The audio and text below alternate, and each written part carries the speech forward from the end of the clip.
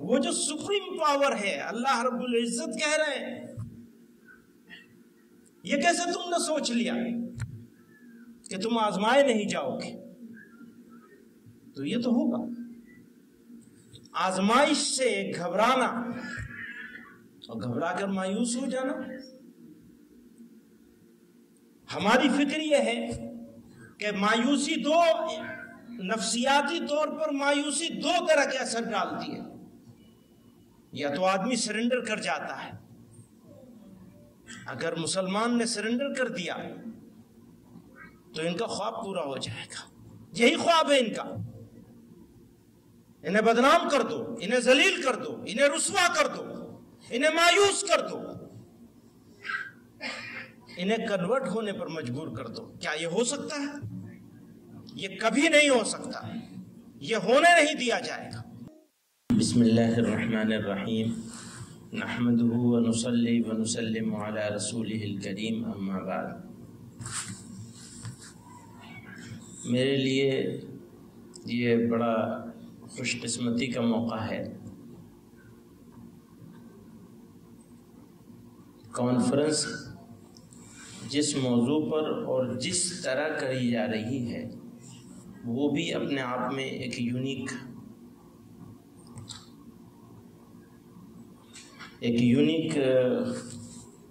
موقع ہے، عظیم موقع ہے۔ اس کے منتظم جماعت اسلامیہ ہند ہے اور پروگرام مشترک ہے، کوئی مہمان نہیں ہے، ہم سب میزبان ہیں۔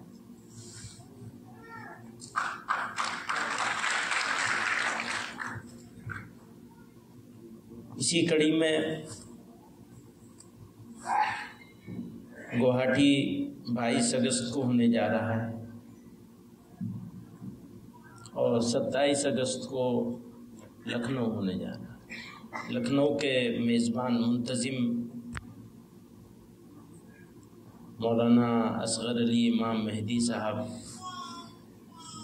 لمبا چوڑا نام ہے مولانا کا، میرا نام بھی پاسپورٹ میں بڑا لمبا ہے۔ تو ایک مرتبہ میں امیگریشن پہ کھڑا تھا تو امیگریشن آفیسر نے میرا نام پاسپورٹ پہ پڑھا، پھر نظر اٹھا کے میری طرف دیکھا، کہنے لگا باقی 3 لوگ کہاں ہیں؟ تو جمعیت اہل حدیث ہند اس کی منتظم ہے اور آسام والے کا انتظام جمعیت علماء کے ذمہ ہوا ہے، اور یہ سب مشترک کانفرنس ہیں۔ اور یہ موقع، جیسے یہ موقع خوبصورت ہے، تاریخ ساز ہے، اسی طرح سے یہ شہر بھی تاریخی شہر ہے۔ اس کو مدینۃ الاولیاء کہا جاتا ہے، ولیوں کا شہر ہے۔ اور مولانا کہہ رہے تھے کہ نہیں، ملک معتصم صاحب کہہ رہے تھے کہ احمد آباد سے شروعات ہو رہی ہے، اولیاء اللہ کا شہر ہے، برکت ہوگی، کام بڑھے گا آگے۔ ہمارے سامنے 2 مسئلے ہیں، دونوں مسلمانوں سے وابستہ ہیں۔ بات تو ملک کی ہو رہی ہے، مگر یہ ملک مسلمان کے بغیر کچھ نہیں ہے۔ کیا ہو سکتا ہے یہ ملک مسلمان کے بغیر؟ اور جو لوگ اپنی آنکھوں میں یہ خواب سجا کے بیٹھے ہیں کہ وہ اس ملک کو مسلمانوں کے بغیر بنا لیں گے، وہ اپنے اس خواب کو بھول جائیں۔ یہ کبھی ہو نہیں سکے گا۔ تو مسئلہ مسلمانوں کا ہے۔ ہمارے ہاں یہ بحث ہے کہ مسلمان کو ذلیل تو کر ہی دیا گیا، اس میں کوئی شبہ نہیں۔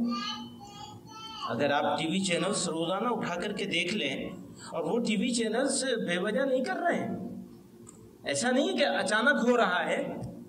مانتا ہوں کہ کچھ غلطیاں کہیں کسی دن ایسی ہو جاتی ہوگی، غلطی ضرور، جو پرائم نیوز یا بریکنگ نیوز بن جائے کسی مسلمان نام والے آدمی کے ہاتھ سے، ایسا ضرور ہو جاتا ہوگا۔ لیکن یہاں تو روزہ نہیں ہے. تو بہت اچھی بات کہہ رہے تھے چودھری صاحب. تو مجھے وہ شعر یاد آیا، تھوڑی تکلیف رسن پھر تھوڑی سی تکلیف دار. رسن سمجھتے ہو؟ قید، جیل، جس کا جیل کا اشارہ کیا تھا انہوں نے کہ بھائی جیل جانے کے لیے کتنی 6 لاکھ کچھ ہزار ہیں، 15-20 لاکھ لوگ تیار ہو جائیں. 6,10,000 ہیں، 15-20 لاکھ لوگ تیار ہو جائیں. تو اسی کی طرف شاعر اشارہ کر رہا ہے. تھوڑی تکلیف رسن، رسن کہتے ہیں قید کو، تھوڑی تکلیف رسن پھر تھوڑی سی تکلیف دار. دار تو سمجھتے ہیں پھانسی، بھائی یہی تو ہوگا نا، قید ہوگی، پھانسی ہوگی، اس سے زیادہ تو نہیں ہو سکتا. تھوڑی تکلیف رسن پھر تھوڑی سی تکلیف دار، اس کے بعد دوستو آرام ہی آرام ہے.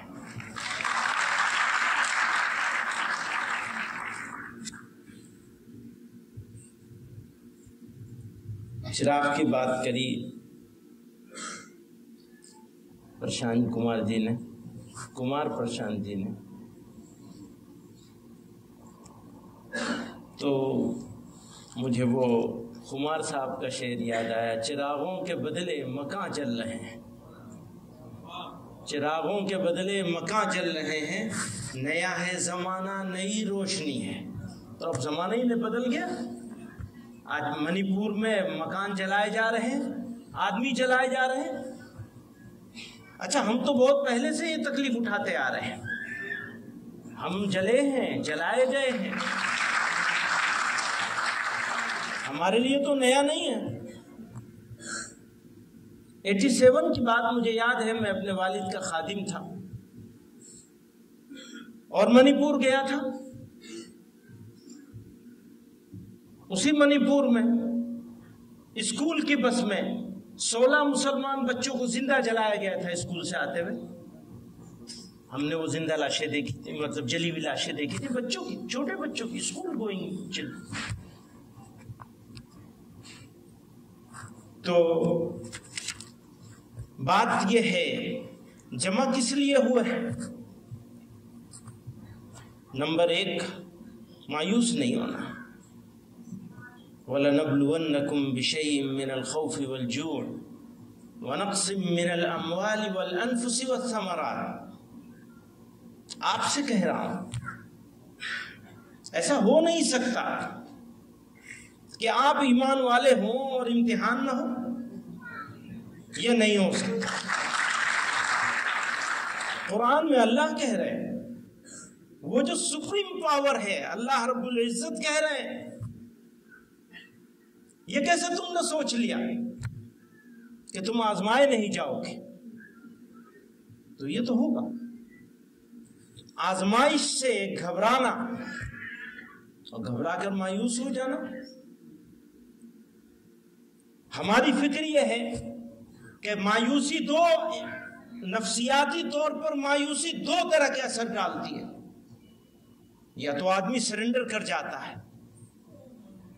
اگر مسلمان نے سرنڈر کر دیا تو ان کا خواب پورا ہو جائے گا.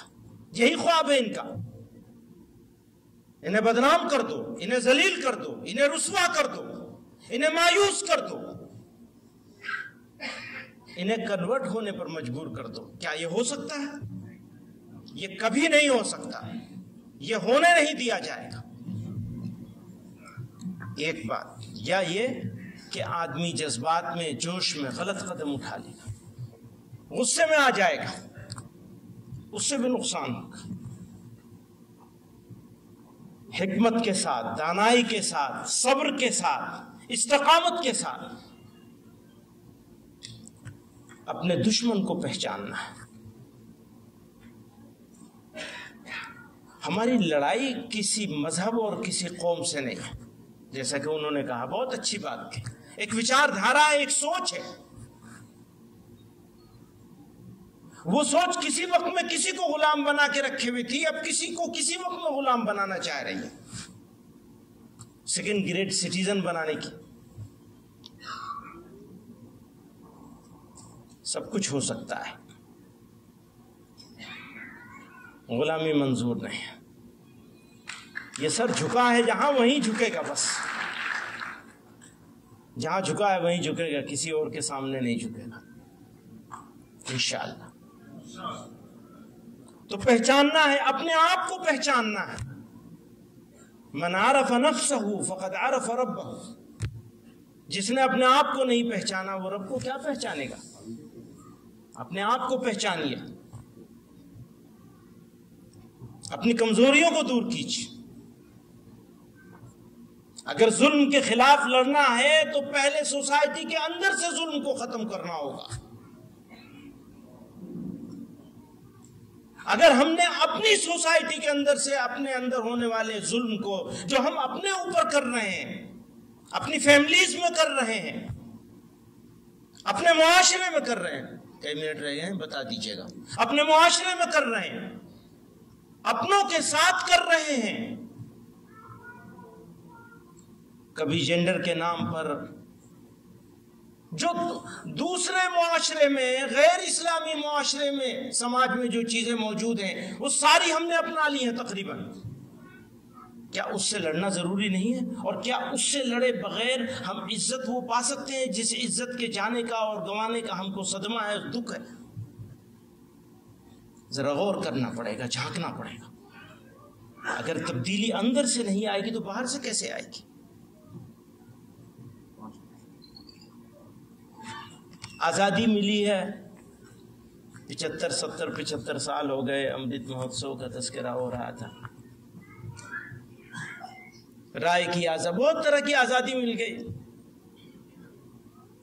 اور بے وقوف بننے کی آزادی بھی ملی ہے. اسے کیسے چھینو گے بھائی؟ امپلائمنٹ کی بات نہیں ہونی چاہیے، مہنگائی کی، انفلیشن کی بات نہیں ہونی چاہیے. بس مسلمان کافی ہیں، دوسری چیز کی کہاں ضرورت؟ کیسی نازک جگہ پہ کھڑے ہیں. دوست لوگ کہتے ہیں ویسا کر لو ویسا کر لو. بھائی کیسا کر لو؟ لوگوں کا مزاج تو پہچانو. یہ بات صحیح ہے کہ کمیونیکیشن ضروری ہے اپنے پڑوسیوں کے ساتھ، اپنے محلے والوں کے ساتھ، اپنے شہر والوں کے ساتھ. ایسا نہیں ہونا چاہیے کہ لیونگ ٹوگیدر سیپریٹلی والی پوزیشن. اچھا آج یہی ہے، سوری معافی کے ساتھ، آج تو یہی ہو گیا ہے. بہت ہوشیاری کے ساتھ ملک میں بسنے والے لوگوں کے بیچ میں کھائی کھڑی کر دی گئی ہے. اس کھائی کو پاٹے گا کون؟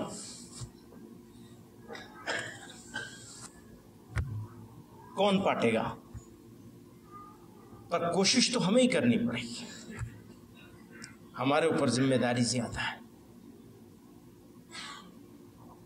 میں اپنے دوستوں سے کہہ رہا تھا، کچھ لوگوں کے ساتھ بیٹھا تھا پچھلے ہفتے، تو میں یہ کہہ رہا تھا کہ آپ کو پتہ نہیں چل رہا ہے لیکن کچھ دن بعد پتہ چلے گا. جس طرح کا انماد، غصہ، جوش فیک طریقے سے لوگوں میں بھرا جا رہا ہے، اس کا نقصان مسلمان کو بعد میں ہوگا، ملک کو اور آپ کے سماج کو نقصان پہلے ہوگا اور زیادہ ہوگا.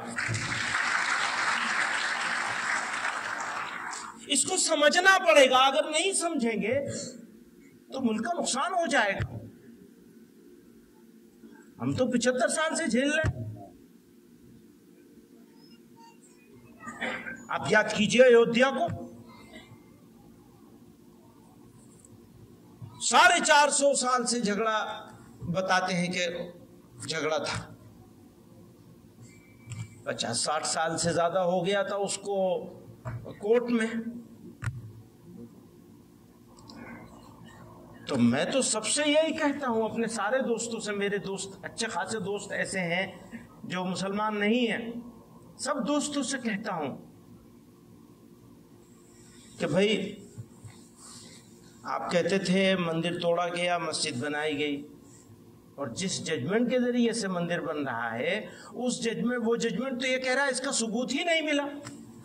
تو پھر سوسائٹی کو آگے آنا چاہیے تھا، بڑے بھائیوں کو، اور یہ کہنا چاہیے تو ثبوت نہیں ملا ہے، آپ یہاں مسجد بنائی ہے، جبرن توڑی گئی تھی۔